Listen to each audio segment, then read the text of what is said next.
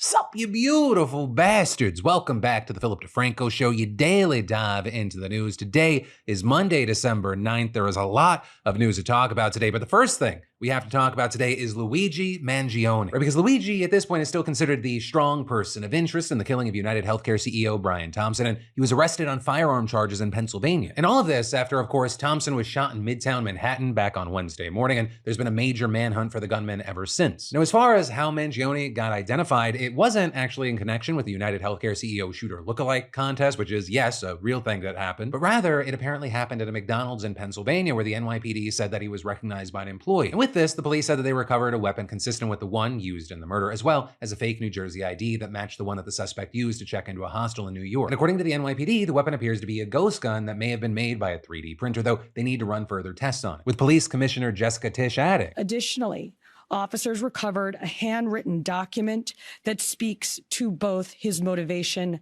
and mindset. With NYPD officials saying that the document was 3 pages long and that right now it doesn't look like there were any specific threats to others listed in it, but it does show ill will towards corporate America. With a minute reportedly saying these parasites had it coming and also apologizing for any trauma he's caused, but emphasizing that it, quote, had to be done. Now, in terms of how else they found this guy, you had officials pointing to the surveillance pictures of the person of interest. The images that we shared with the public were spread far and wide, and the tips we received led to the recovery of crucial evidence.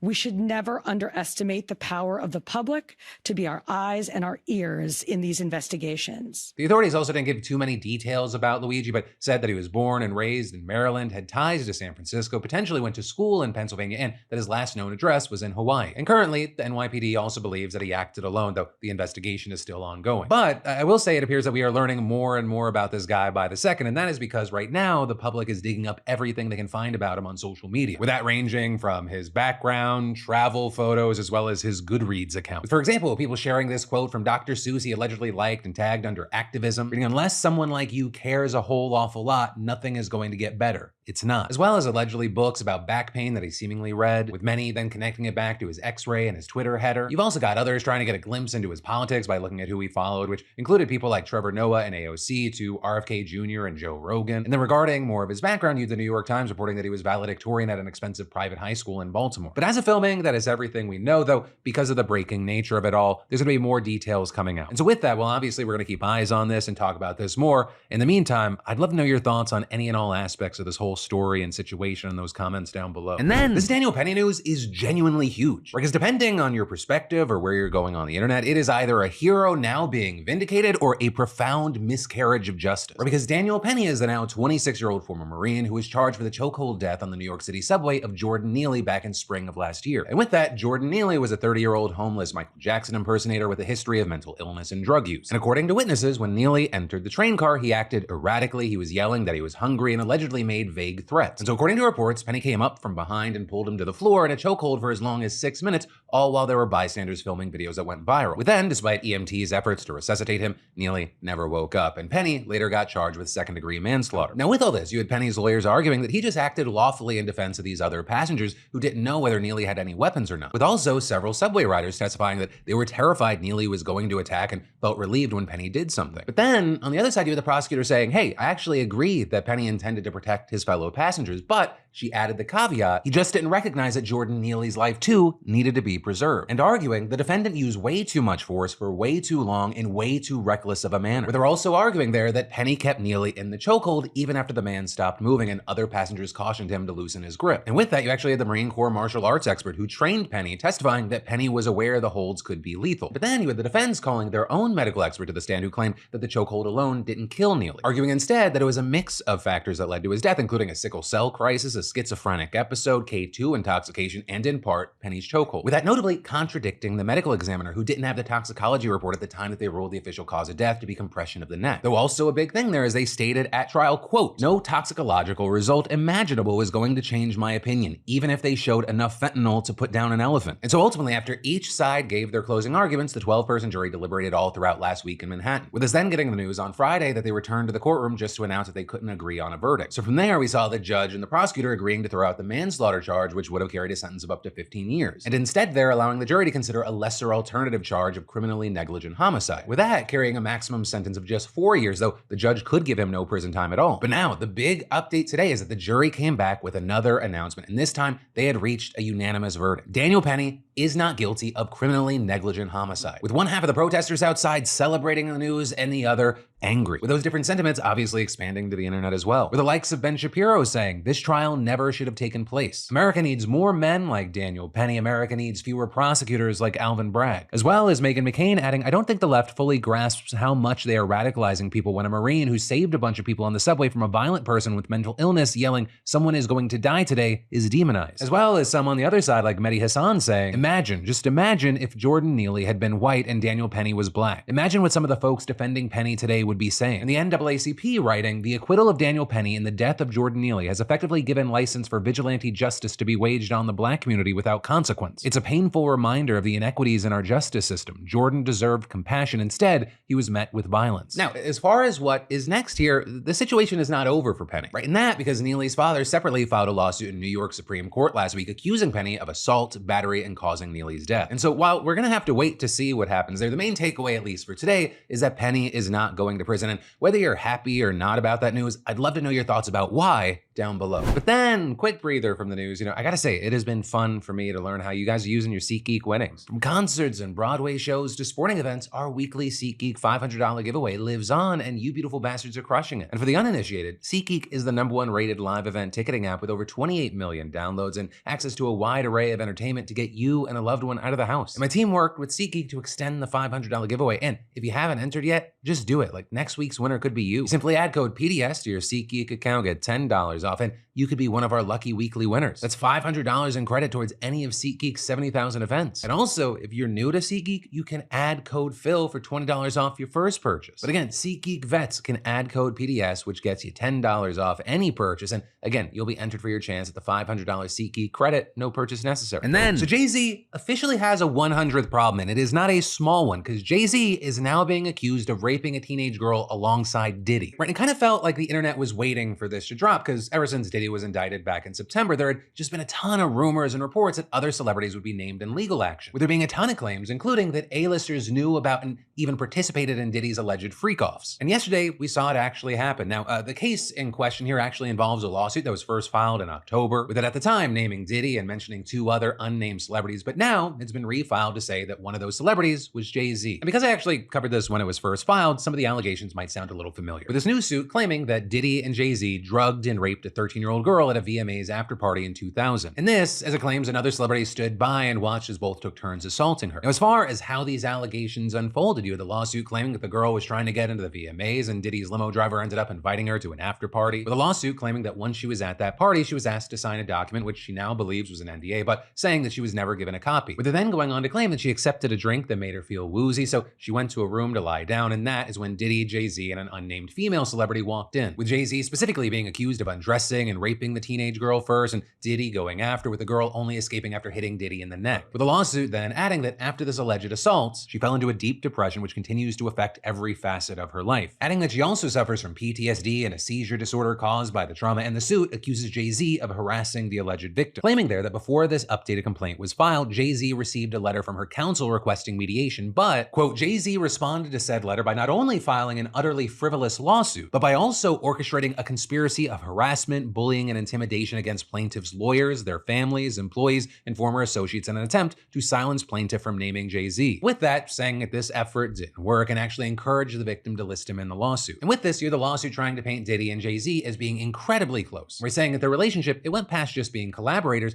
they were very close friends. And saying in fact so close that Jay-Z is allegedly the only person aside from Diddy's mom that's allowed to call him by his legal name of Sean. Now for his part, Diddy's legal team gave a statement to NBC News saying the lawsuits being filed against him are shameless publicity stunts accounts full of lies. Though the response that's getting the most attention right now is Jay-Z's. And that is because he posted a statement to Roc Nation social media accounts railing against the victim's lawyer, Tony Busby, saying there, "My lawyer received a blackmail attempt called a demand letter from a, quote, lawyer named Tony Busby. What he had calculated was the nature of these allegations and the public scrutiny would make me want to settle. No, sir, it had the opposite effect. It made me want to expose you for the fraud you are in a very public fashion. So no, I will not give you one red penny. These allegations are so heinous in nature that I implore you to file a criminal complaint, not a civil one." With the men going on to try to discredit Busby's previous cases as well as his time in the Marines and then calling him an ambulance chaser in a cheap suit. With Jay-Z going on to say, "My only heartbreak is for my family. My wife and I will have to sit our children down, one of whom is at the age where her friends will surely see the press and ask questions about the nature of these claims." And going on to say, "You have made a terrible error in judgment thinking that all celebrities are the same. I'm not from your world. I'm a young man who made it out of the project of Brooklyn. We don't play these types of games. We protect children. You seem to exploit people for personal gain." With that, then leading to a whole back and forth with Busby issuing a statement saying that the only thing Jay-Z failed to mention in his response is that, quote, "My firm sent his lawyer a demand letter on behalf of an alleged victim, and that victim never demanded a penny from him. Instead, she only sought a confidential mediation," and saying, "As far as the allegations and the complaint filed, we will let the filing speak for itself and will litigate the facts in court, not in the media." And then this morning, we got an update when Jay-Z filed a motion asking for the victim to either reveal herself or dismiss the case. And in general, we've seen a lot of different reactions in a lot of different places, where some were quick to defend Jay-Z, others slammed his response. Meanwhile, there's also this whole other group just waiting for more shoes to drop in terms of other celebrities being named in the Diddy case. And so as we're seeing all of this play out, in the meantime, I gotta ask you, what are your thoughts with this whole thing? And then, is TikTok fucked? Like, is it over? Because things are not looking good right now, right? Because as you might have seen, a federal court has now upheld the law signed by Biden back in April that forces TikTok's owner, ByteDance, to sell to a non-Chinese company or face being banned in the United States. With a deadline for that, right? The line in the sand being January 19th, the day before Donald Trump is sworn into office. And all of this is we've seen lawmakers on both sides of the aisle and intelligence officials arguing that this move is necessary because of TikTok's ownership under a Chinese company is a threat to national security. And specifically, they're arguing that the Chinese government could pressure the private company to hand over Americans' data or push propaganda. Though this notably as they have not provided evidence of those claims and TikTok has denied them fiercely. With them, among other things, filing a lawsuit arguing that the legislation violated the First Amendment and unfairly targeted the company. But what we saw there was a 3-judge panel in the U.S. Court of Appeals for the District of Columbia Circuit ruling unanimously against TikTok, effectively denying its effort to overturn the law. With the judges specifically arguing that the law was carefully crafted to deal with only control by a foreign adversary, and so it didn't violate the First Amendment. And then also adding, the government acted solely to protect that freedom from a foreign adversary nation and to limit that adversary's ability to gather data on people in the United States. And all of this is the chief judge on the panel also acknowledged that many Americans could lose access to an outlet for expression, a source of community, and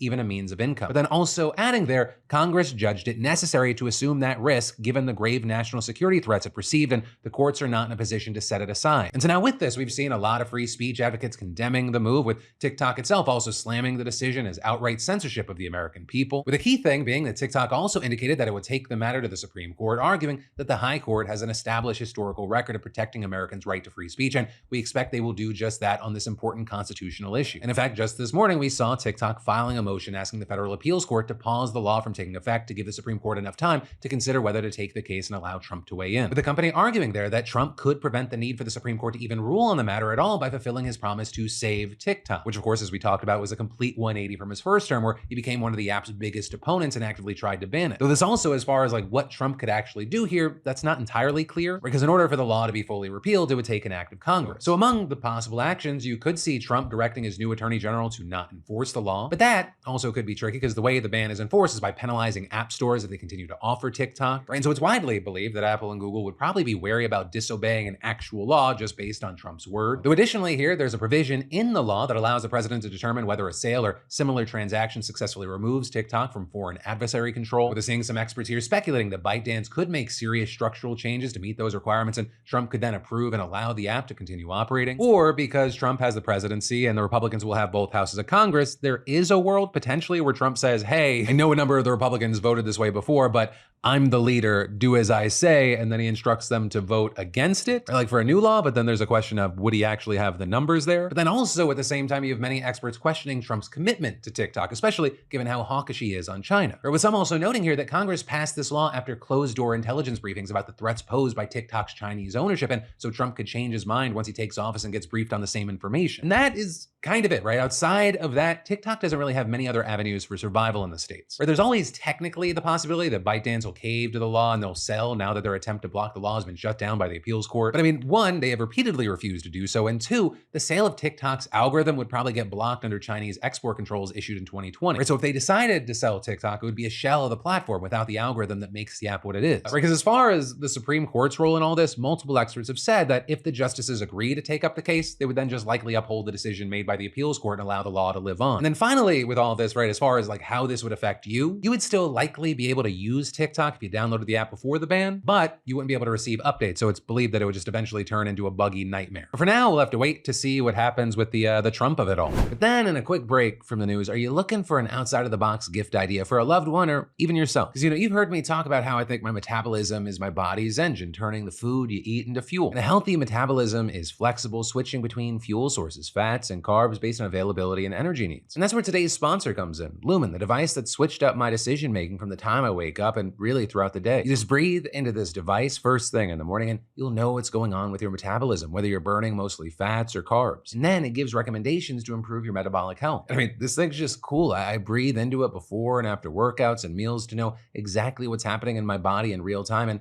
it gives me tips to keep me on top of my health game. And with all the running and weighted hiking that I've been doing lately, this tool has been incredibly helpful in letting me know if I have more energy than I thought or no, it's time to fuel up. So if you want to take the next step in improving your energy and health, go to lumen.me/DeFranco to get 15% off your Lumen. That's lumen.me/DeFranco for 15% off your purchase. And thank you, Lumen, for sponsoring today's show. And then we need to talk about everything that just went down in Syria, because it is a lot, it is messy, and it is game-changing. Right? Because after nearly 2 decades of civil war, the rule of the Assad family has ended after just a few weeks, with Bashar al-Assad and his family reportedly fleeing the country to Russia. With the footage from the capital of Damascus showing people dancing in the streets, although it wasn't all sunshine and rainbows. Because the liberation of Damascus also came with sobering reminders of what the Assad regime was doing, like the tens of thousands of political prisoners that got free. With just story after heartbreaking story coming out, and also there were allegations that everyone was given a number and they weren't allowed to use their names. And those stories are a rabbit hole worth going down, but for now, we need to talk about how this happened so quickly, who is behind it, and